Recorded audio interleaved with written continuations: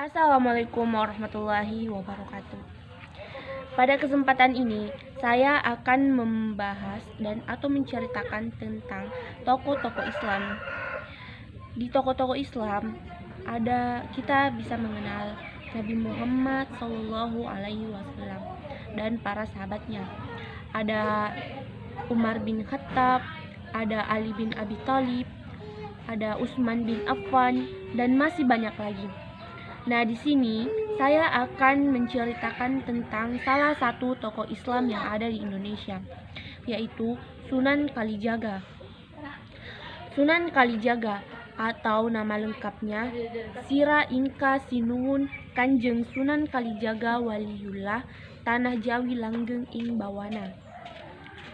Sunan Kalijaga ini merupakan salah satu tokoh Wali Songo yang ada di Indonesia. Dia lahir pada tahun 1450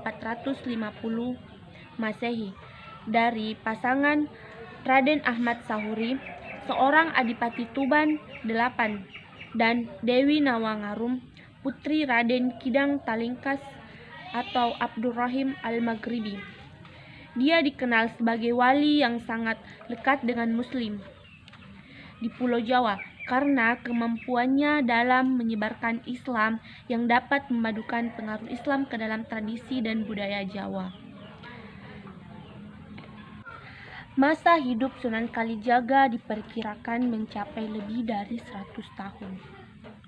Dengan demikian, ia mengalami masa akhir kekuasaan Majapahit.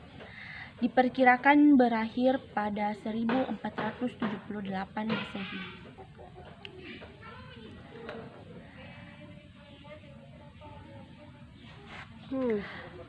Kesultanan Demak, Kesultanan Cirebon dan Banten, bahkan juga Kerajaan Pajang yang lahir pada 1546, serta awal kehadiran Kerajaan Mataram di bawah pimpinan Panembahan Senopati. Ia ikut pula merancang pembangunan Masjid Agung Cirebon dan Masjid Agung Demak. Sunan Kalijaga ini diperkirakan lahir pada tahun 1450 dengan nama Raden Said. Nama lain Sunan Kalijaga antara lain Lokajaya, Syekh Malaya, Pangeran Tuban, dan Raden Abdurrahman. Berdasarkan satu versi masyarakat Cirebon, nama Kalijaga berasal dari desa Kalijaga di Cirebon. Pada saat Sunan Kalijaga berdiam di sana, dia sering berendam di Sungai Kali atau Jaga Kali. Terkait asal-usulnya, ada dua pendapat yang berkembang. Pertama, dia adalah yang menyatakan Sunan Kalijaga orang Jawa asli. Pendapat ini didasarkan pada catatan historis Babat Tuban. Di dalam babat tersebut diceritakan Arya Teja alias Abdul Rahman berhasil mengislamkan Adipati Tuban. Dia mengawini putrinya. Dari perkawinan tersebut, Arya Teja kemudian memiliki putra bernama Arya Wila Tikta. Catatan Babat Tuban ini diperkuat juga dengan catatan masyhur penulis dan bendahara Portugis Tom Pires 1468 sampai 1540.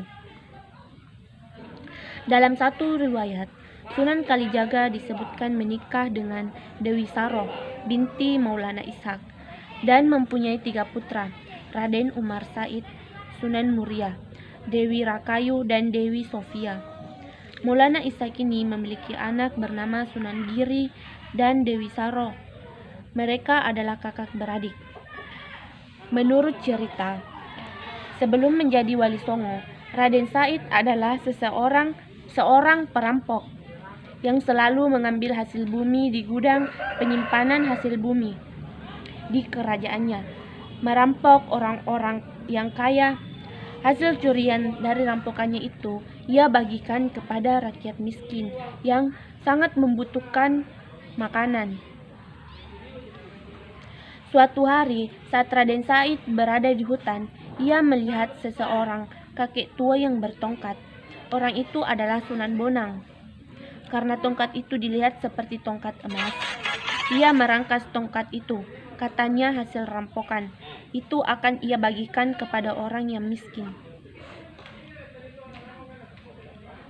Dalam berdakwah, Sunan Kalijaga mempunyai pola yang sama dengan mentor sekaligus sahabat dekatnya Sunan Bonang.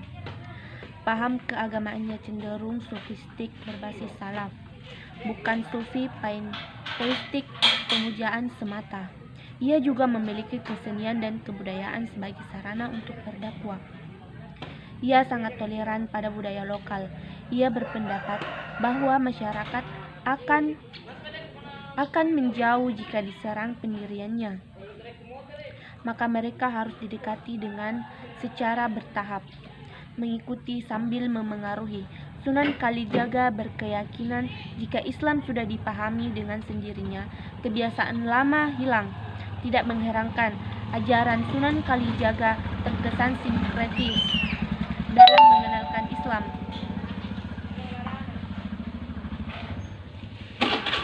Sunan Kalijaga sangat memiliki pengaruh yang besar pada peradaban Islam pada masa itu.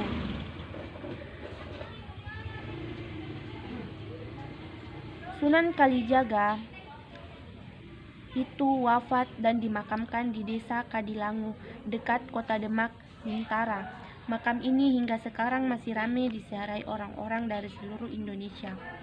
Jadi teman-teman, Sunan Kalijaga ini merupakan salah satu tokoh Islam yang ada di Indonesia yang sangat mempengaruhi peradaban Islam pada masa itu. Dia merupakan wali songo dari beberapa teman-temannya. Dengan sedikit menceritakan tentang riwayat beliau, saya berharap teman-teman dapat mengikuti langkah-langkah dalam ajaran Islam. Kita berharap semoga Islam kedepannya jauh lebih baik.